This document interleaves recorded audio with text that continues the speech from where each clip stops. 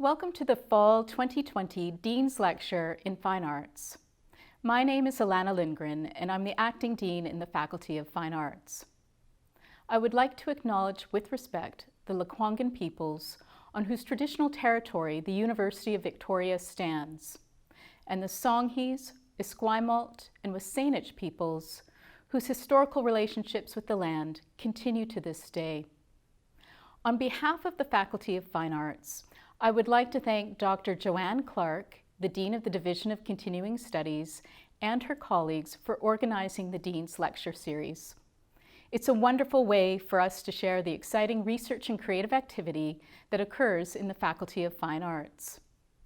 I'm particularly pleased to introduce to you to today's speaker, Dr. Joseph Salem. Dr. Salem is an assistant professor in musicology in the School of Music in the Faculty of Fine Arts. Originally from Cincinnati, Ohio, Dr. Salem studied piano at the University of Cincinnati College Conservatory of Music and holds a BM in piano from the University of Texas at Austin and an MA in music theory from the University of Wisconsin-Madison. He completed his doctoral studies at Yale University, where he wrote his dissertation about the music of the French composer Pierre Boulez. A gifted and productive scholar, Dr. Salem's research interests are wide-ranging and include musical semiotics, post-war music, opera, non-notated music, and sound studies, with a continued interest in the compositions of Pierre Boulez, as well as the Grammy Award-winning band, The National. His research also has been published widely from the university. You'll find his work in publications from Cambridge University Press, Wesleyan University Press, and the very prestigious Journal of the American Musicological Society. Dr. Salem's talk today is titled Sound Studies: What is it? Who does it? And why do we care? As you will discover, sound studies is a very exciting new field. It was created about 20 years ago, though the contours of it is still being defined. Dr. Salem will introduce sound studies and talk to you about some of the cutting-edge research that's happening right here at UVic as around the world as well, including some of his own research. As you will soon discover, Dr. Salem is a wonderful and engaging speaker. You're definitely in for a treat. I hope you enjoy the Fall 2020 Dean's Lecture Series in Fine Arts. Thank you. Hi, my name is Joseph Salem, Assistant Professor and Head of Musicology at the UVic School of Music, and I have the honor of joining you today for a Fine Arts Faculty Dean's Lecture Series talk about sound studies. Let's jump right in with something topical. Here is a typical ad for the keg. Note the complete lack of restaurant sound, as well as the use of a soundtrack that includes music and overdubbed voice. This holiday season, give someone special the gift of a great experience at the Keg Steakhouse and Bar. Keg gift cards are available now. See you tonight. And now, a more recent ad from the same company in response to social distancing. Thank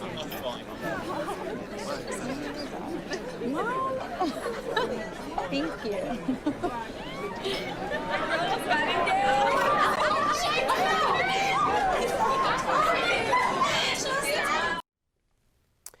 While the first commercial does use a holiday jingle with appropriate instrumentation and a specific timbre of voice that reflect unique cultural preferences, it is the second commercial that is more striking.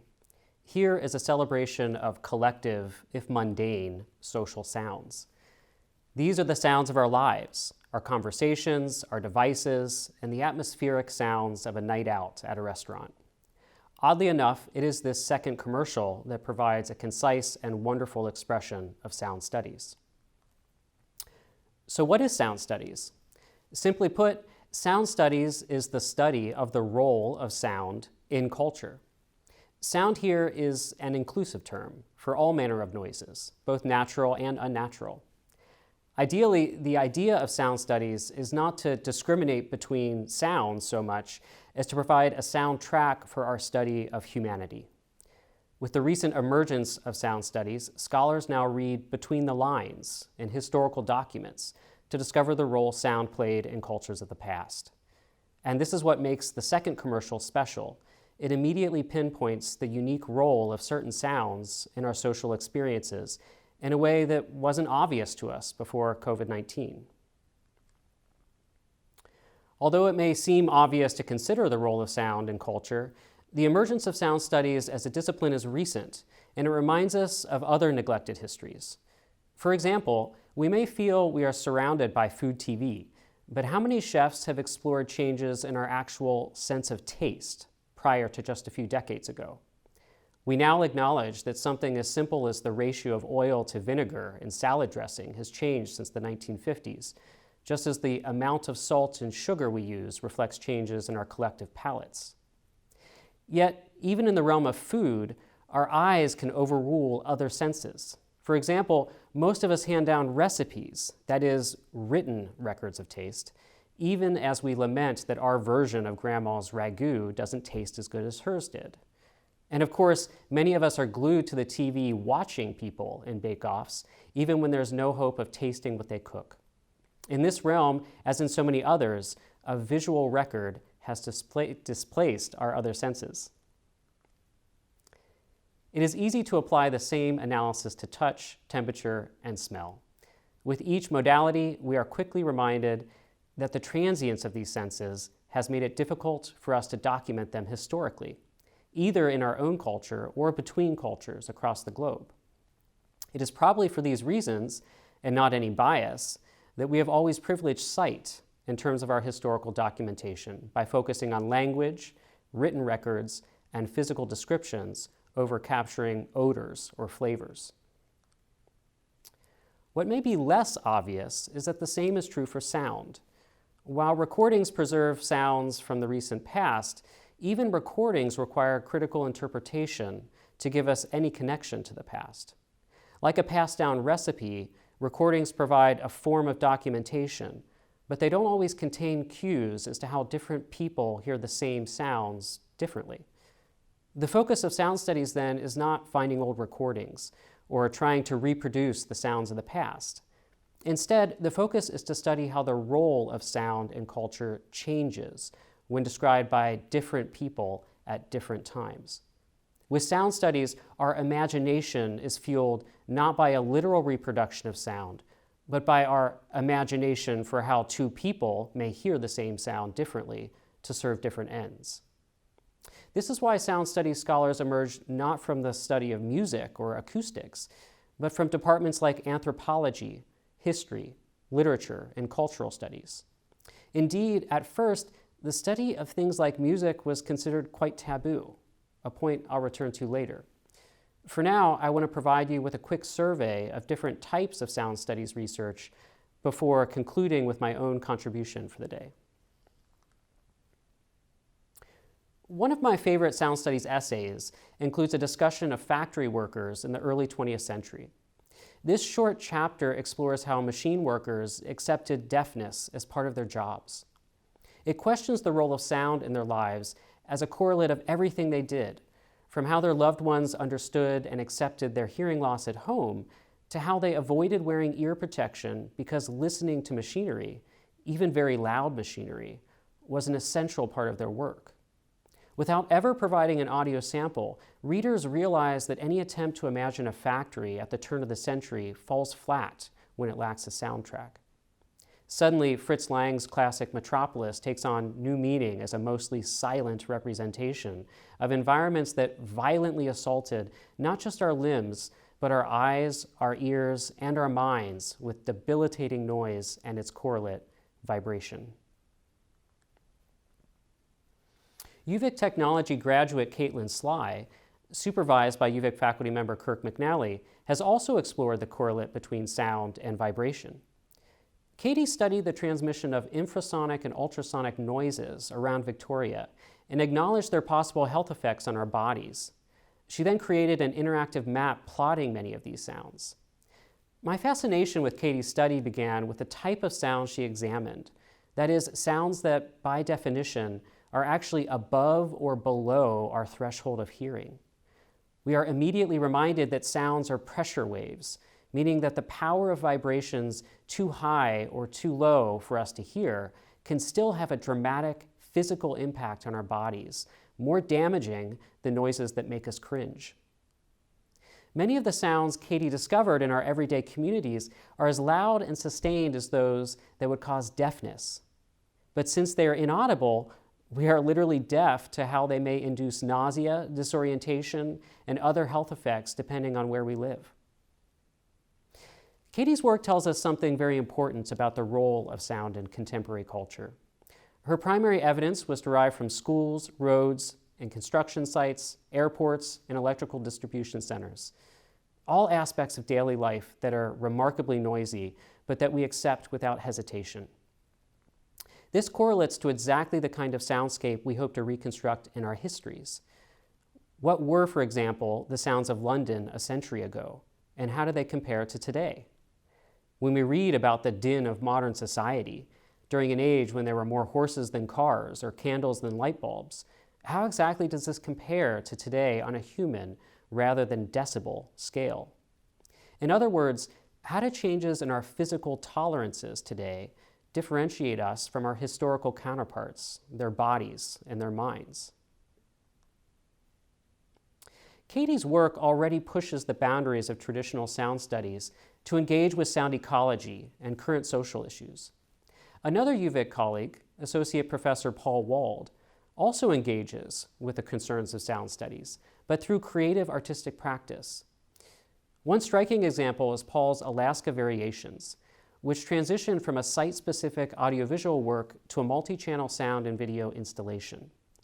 Made in collaboration with other members of the Faculty of Fine Arts, a major feature of Paul's work considers how various natural elements can inscribe sound for us, from treating a mountain vista and its vegetation as a musical score, to literally carving ice in a circle, replicating the techniques of long play records to sonify the textures of the surface. Whether intentional or not, Paul's creative work strikes me as a profound example of sound studies as creative practice. Certainly any future scholar of sound studies would look to artworks like his as examples of how we navigated our relationship to nature and sound in the early 21st century.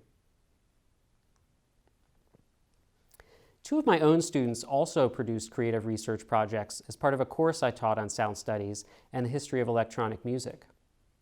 Music technology student Ayla Zbarsky documented and edited the sounds of her new daily rituals during COVID social distancing, reflecting how certain mundane activities were now laced with anxiety, intimacy, and new sources of hope.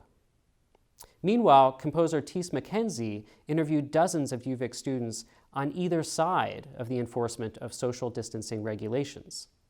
His series of questions were formulated before social distancing, but since half of his respondents had to complete the interviews in seclusion on their own devices, the result documents pre- and post-distancing measures alongside our changing sensitivity to the role of sound in our lives.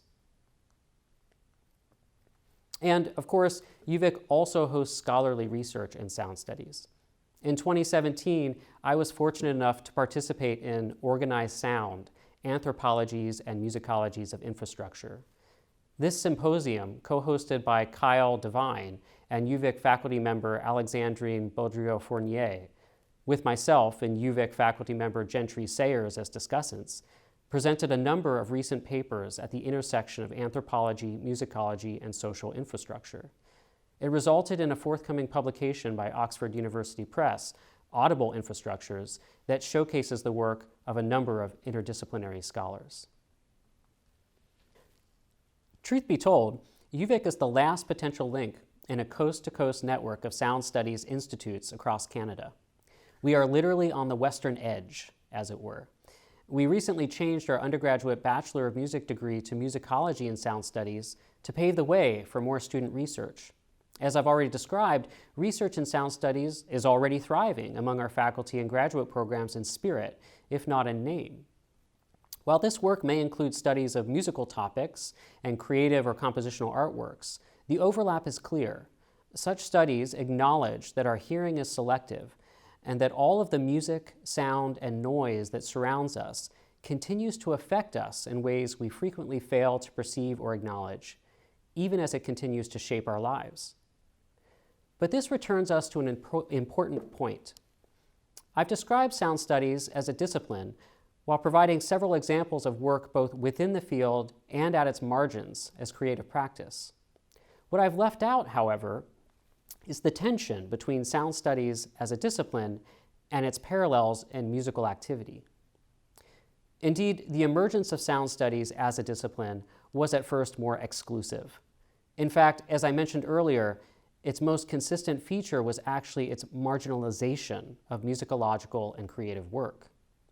Early studies and journals maintained a strong, dedicated focus on the role of sound as opposed to music or composition in culture, society, and history. So, what has recently altered these traditional objectives? First, but not obvious, is the historical confusion between sound and functional music. For many cultures, music's primary role is functional. In such cases, it makes more sense to study this music as the role of sound in culture rather than as autonomous bits of music that can be separated from their role in ceremonies, blessings, or celebrations. From this perspective, sound studies can actually be more appropriate for discussing and appreciating indigenous perspectives on sound than tools borrowed from musicology, even though the subject matter is still considered musical. Second, long before sound studies was an official thing, musicians began questioning the differences between sound and music. For example, since at least the 1950s, sound artists have distinguished themselves by stressing the relationship between sound and space. And this is precisely what links sound studies to contemporary sonic practices. As technology has advanced, we have continually sought to provide soundtracks for all of our environments, not just musical ones. Whether it be the use of so-called muzak in elevators and at the mall, or satellite radio in our cars, or cable music channels at home, or streaming services at our parties, or anything with earbuds while on the go, we now use curated sound to provide endless background tracks for our lives. For this reason, the traditional division between sound and music, where we generally ignore sounds and generally attune to music, has ebbed away. For example, we are likely to use music as background noise at the office, just as many of us seek out a hiking trail on the weekend to intentionally tune in to the symphonic sounds of nature. This cultural shift reflects the inclusion of structured sounds like music and sound art into the realm of sound studies in new ways. For if sound studies includes the role of sound in culture, then it must also include, to some degree, the sounds we surround ourselves with at all times, even if many of these are also creative or even musical. This is precisely where the work at UVic offers a unique contribution to the field of sound studies as a whole. This final point brings me back to my own research. As a scholar, I sit firmly in the realm of musicology. Although I study the social practice of music, including its intellectual and performative histories, I do this by focusing primarily on music, not sound. This means I depend on a level of expertise related to reading and analyzing music. My ongoing research on the recently deceased composer-conductor Pierre Boulez falls under this category. However, I also maintain a strong interest in non-notated music, electronic music, popular music, and one of my favorite bands, The National. Music like these, which rarely relies on a score or musical notation, challenges when we are purposely listening to music and when we are instead using music to create a soundscape or background for other activities. And this is where sound studies comes into play. In short, the tools of sound studies help me to focus on the subliminal effects of background sound, such as how it might affect our mood or demeanor, even when we're not listening to it attentively. For the remainder of my talk, I demonstrate how the sonic techniques used by the National are strongly distinguished from other popular genres. I do this by focusing on three closely related elements. First, I mention the social landscape that lies behind the Nationals' music. Second, I connect this to some aspects of their lyrics. And third, I illustrate how these two elements are synthesized in the soundscapes of individual songs through the use of the band's verse-chorus form. The easiest way to convey my conception of these elemental relationships is to provide you with three lists. At the top, I list a set of banal social critiques related to changes in urban, digital, and political subcultures over the last 15 years. Just below, I provide a set of typical lyrical categories for the national songs, and to the right, I provide a set of musical characteristics. First, the social context. These socio-political topics are admittedly banal, but that's kind of my point. Their ubiquitousness in North American culture and media at this point highlights their relevance for and their resonance with contemporary music listeners. Indeed, these themes are undoubtedly among the most frequent subjects of mass media introspections of the last 20 years, from wellness periodicals to professional journalism to popular bestsellers. Of course, challenges related to big cities, establishing one's career, dealing with personal guilt, anxiety, or depression, and feeling the lack of an individual voice can be transposed onto virtually any modern historical era. But there are good reasons to single out these themes as particularly poignant topics of self-reflection during the early 2000s.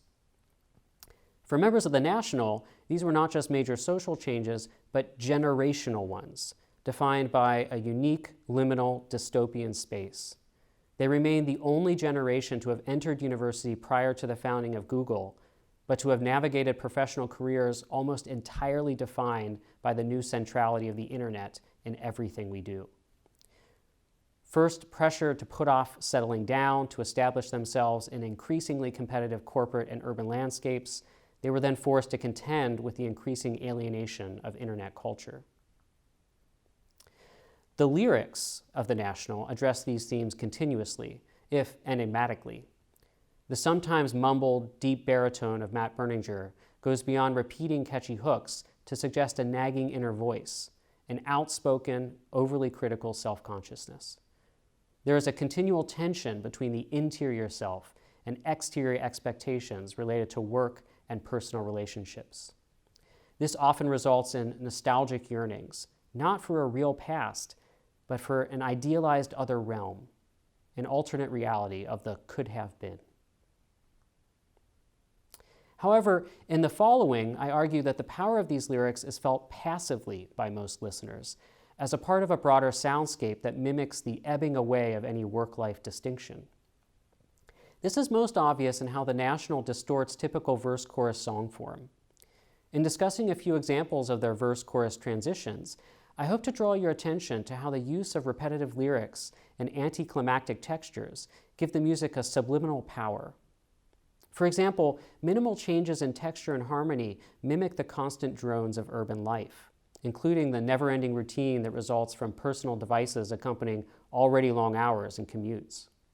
More to the point, the similarities between verse and chorus in many songs, as well as the lack of cathartic climaxes, become a near-perfect sonic manifestation of depression or antidepressants, replacing, as it were, the ups and downs of life with a constant, persistent, inescapable flatline.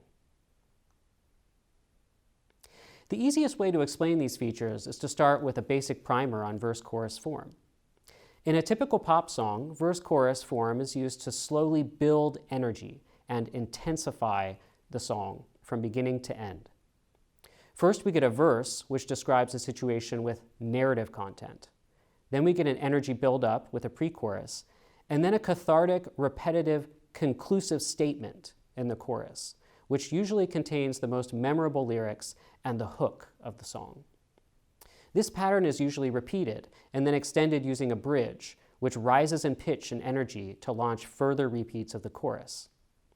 Let's listen to an example of this, which is likely familiar to all of you and is contemporaneous with several of the National songs. I'm dancing on my own. I'll make the moves up as I go. And that's what they don't know. That's what they don't know. But I keep cruising, can't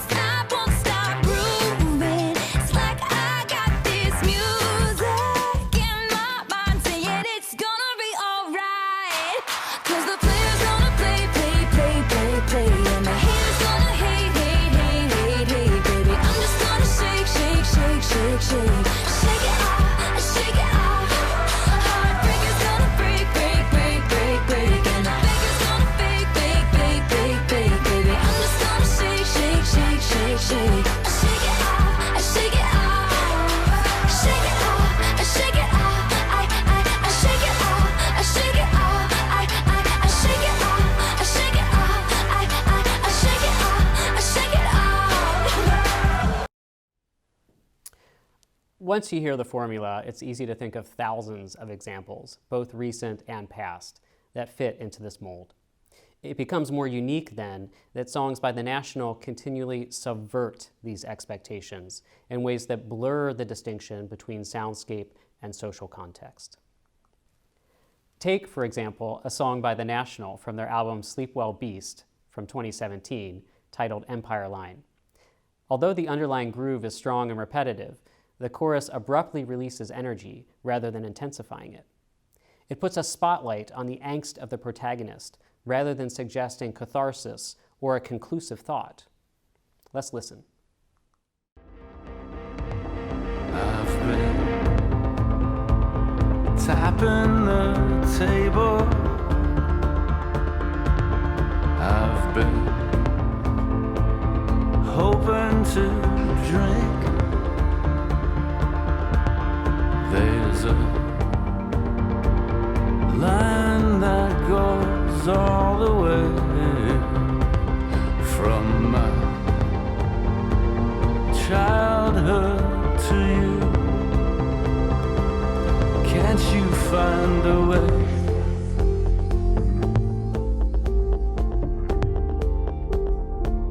Can't you find a way?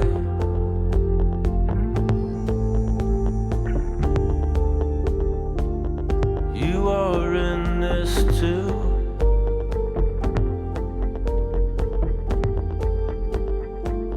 Can't you find a way?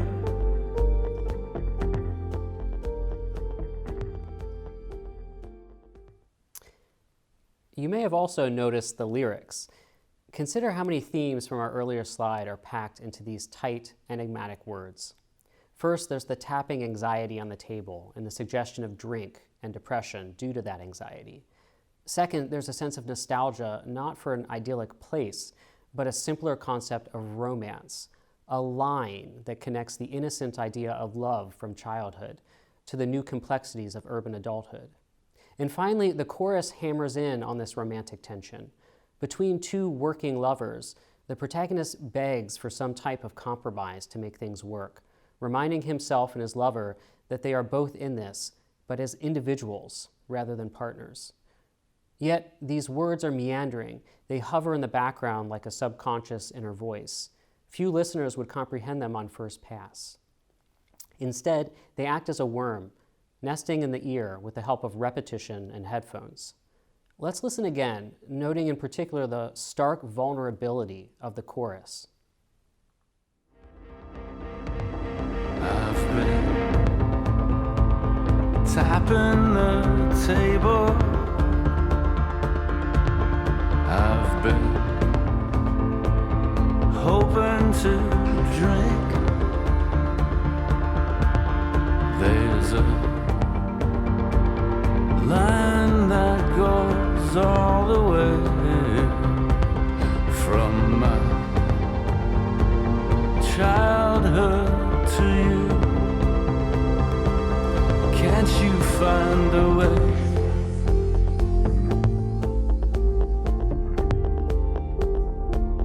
Can't you find a way?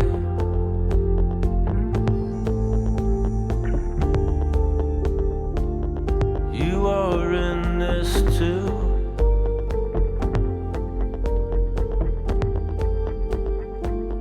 Can't you find a way?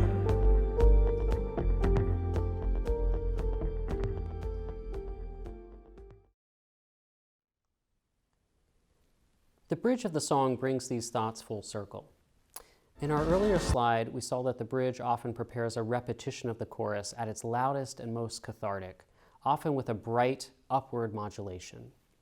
Here, however, the bridge serves as a dark confession. We see the protagonist revealing his private battle with corporate greed and its corresponding isolation. It again leads to the stripped-down chorus, which is reinterpreted as a desperate, one-sided plea for help. It is the poet at his most vulnerable rather than his most confident. Note how the point is brought home like an echo, a refrain that seems to dissipate its energy with each repetition, even as it burrows deep in the mind. I've been talking like you to myself, 'cause there's no nobody else, and I want what I want, and I want everything. I want everything. Can't you find a way?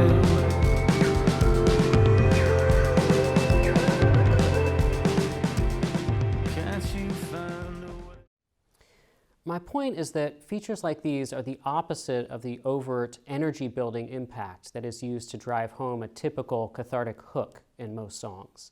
Instead, you can imagine how these features create an altogether different musical atmosphere that parallels the urban grind felt by a generation.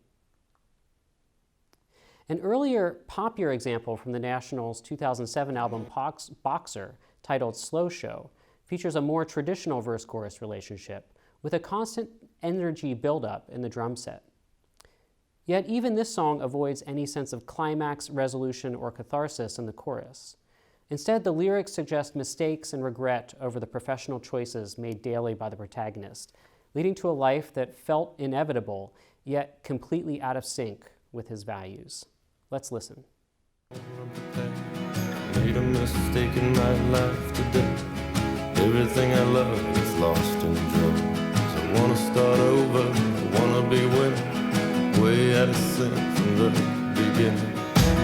I wanna hurry home to you, put on a slow down show for you, crack you up, so you can put a blue ribbon on my brain.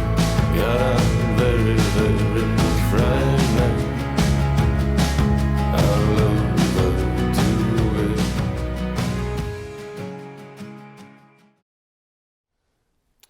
At first, the chorus seems to offer the ray of sunshine we expect, a moment of catharsis, a subtle buildup in energy, a turn to a happier major key inflection, and a positive memory of a lover.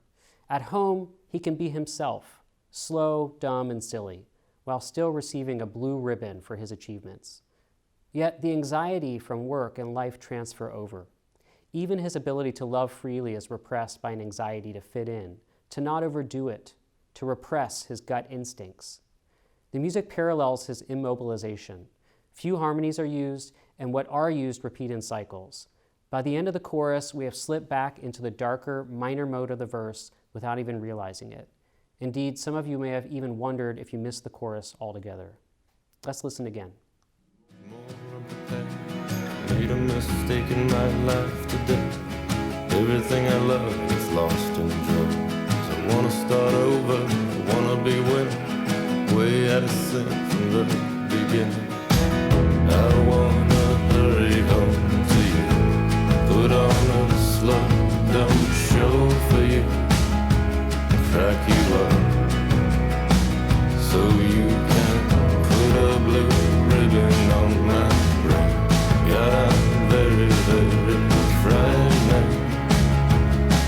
I love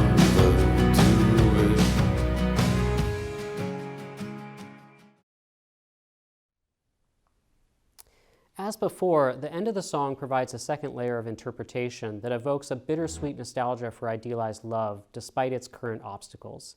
Repeated over and over, this additional refrain qua outro acts as an anticlimactic loop that transfers a powerful image of love into a detached, hypnotic memory just outside the grasp of reality. You know I dreamed about you for 29 years before I saw you. You know I dreamed about you. I missed you for 29 years.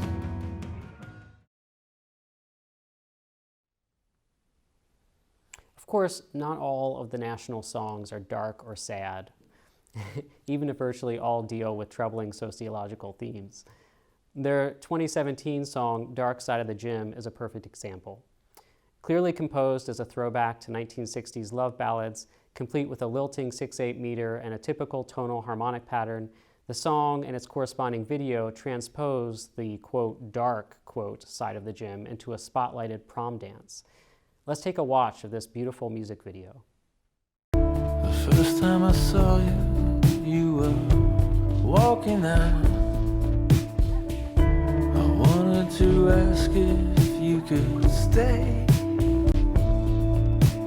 but you were on something with your friends around.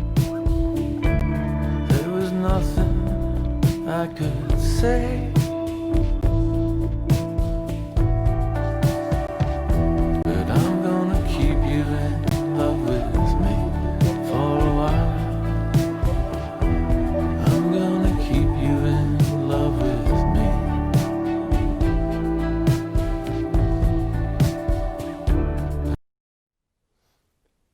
This is my gotcha moment, an exception that proves the rule. The song still echoes the same emphasis on bittersweet nostalgia from before. Here, dreams of love transport a couple in their late 30s back to high school, blissfully forgetting about the realities of life and work that are keeping them apart. If other themes seem oddly absent from this track, we might reconsider its sonic qualities. Here, conventional instrumentation, harmony, and verse-chorus structure are all present.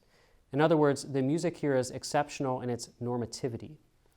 It comes as a bit of a shock then when we get to the end of the song. Suddenly, digital flutter interrupts the track, scratching and atomizing the music.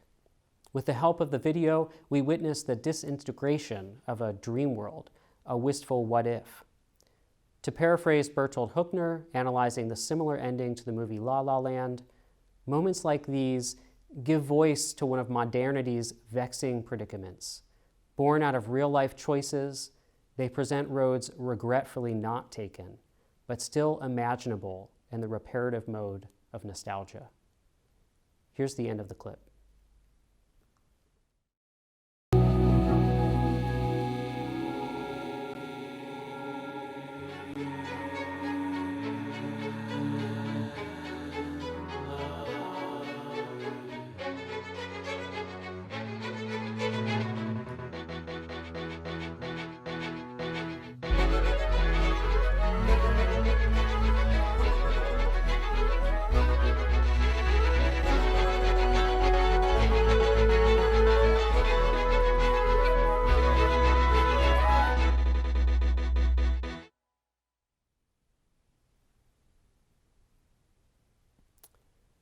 These three very brief discussions of verse-chorus form emphasize how the negation of climax and the removal of any emphatic statement of conclusion promotes a certain level of musical disengagement from the listener. In doing so, the repetitive lyrics are conveyed not emphatically, but subliminally, mixed among an atmosphere of repetition meant to match, mimic, or complement our routine, rather than to distract us or offer an escape. In effect, their forms and quixotic lyrics can act as passive soundscapes for our own lives while still moving and affecting us. However, in making this claim, I'm not suggesting that the National writes background music. Instead, I'm suggesting that, in line with sound studies, the techniques used by the National reflect our changing relation to music and its altered relation to sound in our lives. In this sense, its comparison to both earlier and later music is apt. This is a music of isolation, frustration, nostalgia, and regret that almost seems out of place in the now millennial-dominated world of pop music that has replaced angst with irony, repetition with memes, and sentiment with spotlights. And I might add, these are all features of our earlier Taylor Swift Shake It Off video. In conclusion, I'll suggest aspects of my analysis correspond quite directly with the goals of sound studies more broadly. Indeed, the irony of sound studies is that its focus is often on the unconscious role of sound in society, especially societies of the past. Yet, as a discipline, its goal is to make these unconscious roles explicit for us today. And this is where sound studies unites with contemporary musical practices, both creative and otherwise. As we continue to explore the role of sound art, sound ecology, music technology, and yes, even music, we see that our self-awareness about the role of sound in culture has increased over the last 50 years, just as our self-awareness about so many other aspects of culture, from taste and touch to love and inequality, has also changed. In this sense, sound studies remains a model for other disciplines. In lacking a specific center and in maintaining flexible boundaries, it provides a space for us to adapt to our changing selves while maintaining a connection to our anthropological pasts. Thank you.